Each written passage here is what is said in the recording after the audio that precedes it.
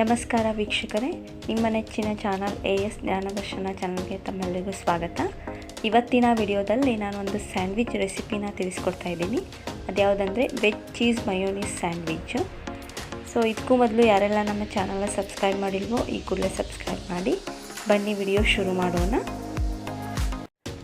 Veg cheese ಮಯೋನೀಸಿಗೆ ಬೇಕಾಗಿರುವಂಥ ingredients: 2 slice bread, onion ಮತ್ತು ಸೌತೆಕಾಯಿ,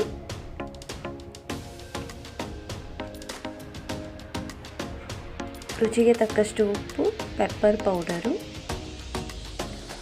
ಚಿಲ್ಲಿ ಫ್ಲೆಕ್ಸು, ಆರಿಗ್ಯಾನೋ ಮತ್ತು ಪಿಜ್ಜಾ ಮಿಕ್ಸ್. ಇದ್ರ ಬದಲು ನಾವು ಸೀಸನಿಂಗ್ ಕೂಡ ಉಪಯೋಗಿಸ್ಬೋದು. ಆಮೇಲೆ ಪಿಜ್ಜಾ ಸಾಸ್, ಪಿಜ್ಜಾ ಮತ್ತು ಪಾಸ್ತಾಗೆ ಉಪಯೋಗಿಸೋ ಸಾಸು. ಆಮೇಲೆ ಮಯೋನೀಸ್, ವೆಜ್ ಮಯೋನೀಸ್ನ ಇಲ್ಲಿ ಉಪಯೋಗಿಸ್ತಾ ಇರೋದು.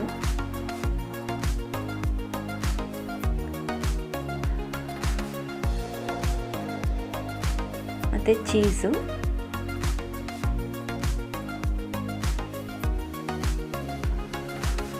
ಬೆಣ್ಣೆ, ಬೇಯಿಸ್ಕೊಳ್ಳೋದಕ್ಕೆ ಬೆಣ್ಣೆನ ಉಪಯೋಗಿಸ್ಬೇಕಾಗತ್ತೆ. ಸೊ ಹಾಗಾಗಿ ಬೆಣ್ಣೆ, ಇಲ್ಲಿ ನಾನು ಸಾಲ್ಟ್ ಬೆಣ್ಣೆನ ಉಪಯೋಗಿಸ್ತಾ ಇದ್ದೀನಿ. ಇವಾಗ ಮಾಡೋ ವಿಧಾನನ ನೋಡೋಣ. ಮೊದಲು ಸೌತೆಕಾಯಿ, ತುರಿದಿರೋವಂಥ ಸೌತೆಕಾಯಿ ಮತ್ತು ಈರುಳ್ಳಿಗೆ ಒಂಚೂರು ಪೆಪ್ಪರ್ ಪೌಡರ್ ಹಾಕಬೇಕು, ಚಿಟಿಕೆಯಷ್ಟು. ಅದಾದಮೇಲೆ ಒಂಚೂರು ಸಾಲ್ಟ್ ಹಾಕಿ,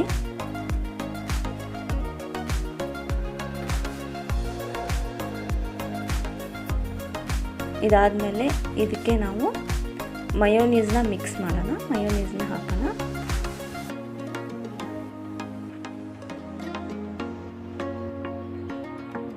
ಈರುಳ್ಳಿ ಆಪ್ಷನಲ್ಲು, ನೀವು ಬೇಕಾದರೆ ಉಪಯೋಗಿಸ್ಬೋದು, ಬೇಡ ಅಂದರೆ ಸ್ಕಿಪ್ ಮಾಡಿ.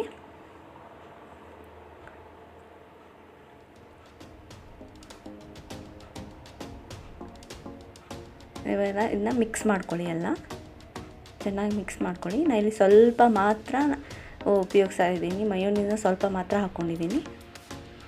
ಸೌತೆಕಾಯಿ ಇಷ್ಟು ಪ್ರಮಾಣದ್ದಾದರೆ ಸಾಕು.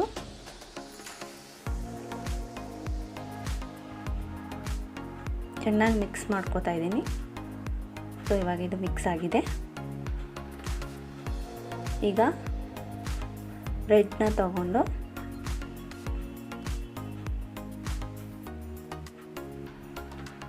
ನಾನಿಲ್ಲಿ ಸ್ವೀಟ್ ಬ್ರೆಡ್ನ ಉಪಯೋಗಿಸ್ತಾ ಇದ್ದೀನಿ. ನೀವು ಬೇಕಂದರೆ ಸ್ಯಾಂಡ್ವಿಚ್ ಬ್ರೆಡ್ ಕೂಡ ಸಿಗುತ್ತೆ, ಸೊ ಅದನ್ನು ಕೂಡ ಉಪಯೋಗಿಸ್ಬೋದು. ನಾನು ಉಪಯೋಗಿಸ್ತಾ ಇರೋದು ಸ್ವೀಟ್ ಬ್ರೆಡ್. ಸೊ ಇವಾಗ ಒಂದು ಪೀಸ್ಗೆ ಪಿಜ್ಜಾ ಸಾಸ್ನ ಸ್ಪ್ರೆಡ್ ಮಾಡ್ಕೋತಾ ಇದ್ದೀನಿ. ಪಿಜ್ಜಾ ಸಾಸ್ನ ಸ್ಪ್ರೆಡ್ ಮಾಡಿಕೊಂಡು ಮತ್ತೊಂದು ಸ್ಲೈಸ್ಗೆ ಮಯೋನೀಸ್ನ ಸ್ಪ್ರೆಡ್ ಮಾಡ್ಕೋತಾ ಇದ್ದೀನಿ.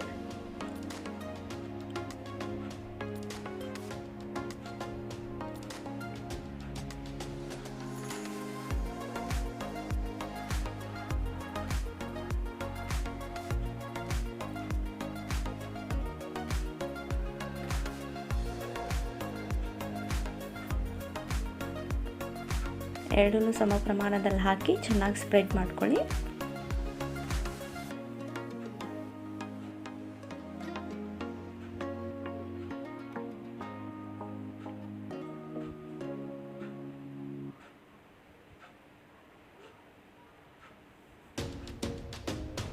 ಇದು ಒಂಚೂರು ಕಡಿಮೆ ಆಯಿತು. ಸೊ ಇವಾಗ ನಾನು ಒಂಚೂರು ಸಾಸ್ನ ಮತ್ತು ಮಯೋನೀಸ್ನ ಹಾಕಿ ಸ್ಪ್ರೆಡ್ ಮಾಡ್ಕೊತೀನಿ. ಅಂದರೆ ಫುಲ್ ಕವರ್ ಆಗಬೇಕು, ಫುಲ್ ಸ್ಲೈಸ್ಗೆ ಕವರ್ ಆಗಬೇಕು. ಸೊ ಹಾಗಾಗಿ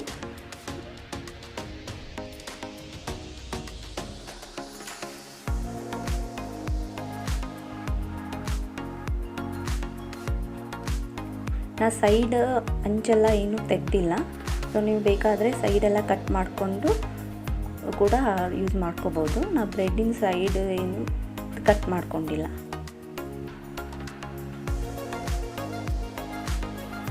ಇವಾಗ ನೀವೇನು ಅದನ್ನು ರೆಡಿ ಮಾಡ್ಕೊಂಡಿದ್ರಲ್ಲ ಸೌತೆಕಾಯಿ ಮತ್ತು ಈರುಳ್ಳಿ ಮಿಶ್ರಣನ ಇದಕ್ಕೆ ಸ್ಪ್ರೆಡ್ ಮಾಡ್ಕೊಳ್ಳಿ.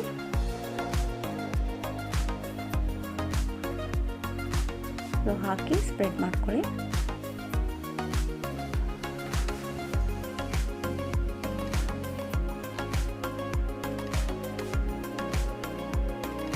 ಇದಕ್ಕೆ ನೀವು ಕ್ಯಾರೆಟ್ ಕೂಡ ಉಪಯೋಗಿಸ್ಬೋದು, ಕ್ಯಾರೆಟ್ ತುರಿ ಕೂಡ ಉಪಯೋಗಿಸ್ಬೋದು. ನಾನು ಸೌತೆಕಾಯಿ ಮತ್ತು ಈರುಳ್ಳಿನ ಮಾತ್ರ ಉಪಯೋಗಿಸಿದ್ದೀನಿ.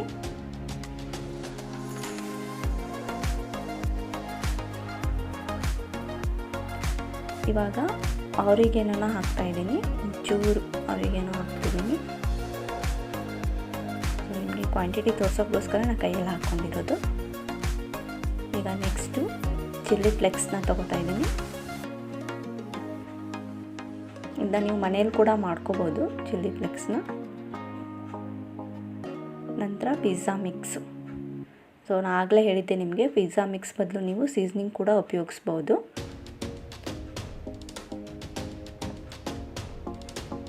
ಒಂದು ಚೂರು ಹಾಕ್ಕೊಳ್ಳಿ, ಜಾಸ್ತಿ ಹಾಕೋಬೇಡಿ, ಒಂದು ಸ್ವಲ್ಪನೇ ಹಾಕ್ಕೊಳ್ಳಿ. ಸೊ ಇದಾದಮೇಲೆ ಇದಕ್ಕೆ ನಾವು ಚೀಸ್ನ ತುರಿದು ಹಾಕ್ಕೋಬೇಕು.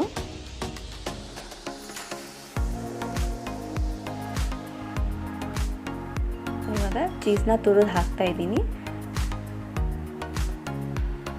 ನಿಮಗೆ ಚೀಸ್ ಸ್ಲೈಸ್ ಕೂಡ ಸಿಗುತ್ತೆ, ಸೊ ಡೈರೆಕ್ಟಾಗಿ ಸ್ಲೈಸ್ ಕೂಡ ನೀವು ಹಾಕ್ಕೋಬೋದು, ಇಲ್ಲ ಇದನ್ನೇ ಕಟ್ ಮಾಡಿ ಸ್ಲೈಸ್ ಮಾಡ್ಕೊಂಡು ಕೂಡ ಹಾಕ್ಬೋದು. ಆದರೆ ನಾನಿಲ್ಲಿ ತುರಿತಾ ಇದ್ದೀನಿ, ತುರಿದು ಹಾಕಿ ತೋರಿಸ್ತಾ ಇದ್ದೀನಿ.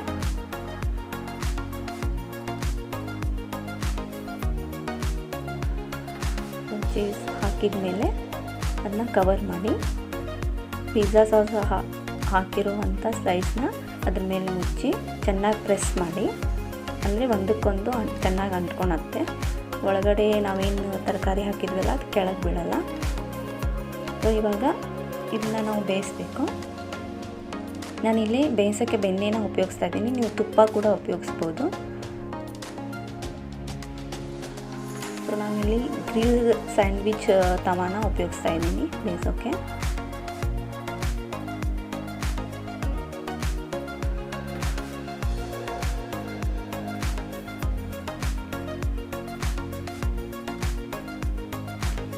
ಬೇಯಿಸೋವಾಗಲೂ ಕೂಡ ಸ್ವಲ್ಪ ಪ್ರೆಸ್ ಮಾಡಿ, ಮೇಲ್ಗಡೆ ಭಾಗನ ಪ್ರೆಸ್ ಮಾಡಿದರೆ ಅದು ಅಂಟ್ಕೊಳುತ್ತೆ ಒಂದಕ್ಕೊಂದು. ಸೊ ಸ್ವಲ್ಪ ಪ್ರೆಸ್ ಮಾಡಿ. ಇವಾಗ ಮೇಲ್ಗಡೆನೂ ಕೂಡ ನಾನು ಸ್ವಲ್ಪ ಬೆಣ್ಣೆನ ಹಾಕ್ತಾಯಿದ್ದೀನಿ. ಎರಡು ಕಡೆಯೂ ಬೆಣ್ಣೆ ಹಾಕಿ ಚೆನ್ನಾಗಿ ಬೇಯಿಸಿ. ಬೆಣ್ಣೆನ ತುಂಬ ಜಾಸ್ತಿನೂ ಹಾಕಬೇಡಿ, ತುಂಬ ಕಡಿಮೆನೂ ಹಾಕಬೇಡಿ. ಜಾಸ್ತಿ ಹಾಕೋದ್ರಿಂದ ಬ್ರೆಡ್ಡು ಮೆತ್ತಗಾಗಿಬಿಡುತ್ತೆ, ಅಂದರೆ ಕ್ರಿಸ್ಪಿಯಾಗಿ ಬರಲ್ಲ. ಸೊ ಹಾಗಾಗಿ ಜಾಸ್ತಿನೂ ಉಪಯೋಗಿಸ್ಬೇಡಿ, ತುಂಬ ಕಡಿಮೆನೂ ಉಪಯೋಗಿಸ್ಬೇಡಿ. ಸೊ ಈ ಥರ ಗೋಲ್ಡನ್ ಮೀಡಿಯಮ್ ಕಲರ್ ಬರೋವರೆಗೂ ಚೆನ್ನಾಗಿ ಬೇಯಿಸ್ಕೊಳ್ಳಿ.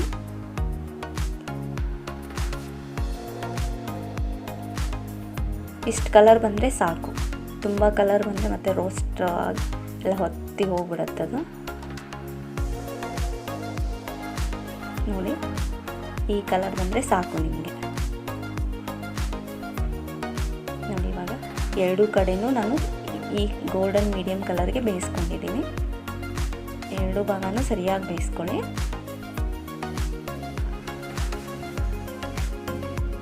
ಸೊ ಇದಾದಮೇಲೆ ಕಟ್ ಮಾಡ್ಕೊಳ್ಳಿ. ಸೊ ಇದ್ರ ಜೊತೆಗೆ ನಾನಿಲ್ಲಿ ಟೊಮೆಟೊ ಕೆಚಪ್ನ ಉಪಯೋಗಿಸ್ತಾ ಇದ್ದೀನಿ. ಸೊ ಇದು ನಮ್ಮ ಬ್ರೆಡ್ ಚೀಸ್ ಮಯೋನೀಸ್ ಸ್ಯಾಂಡ್ವಿಚ್ ರೆಡಿಯಾಗಿದೆ.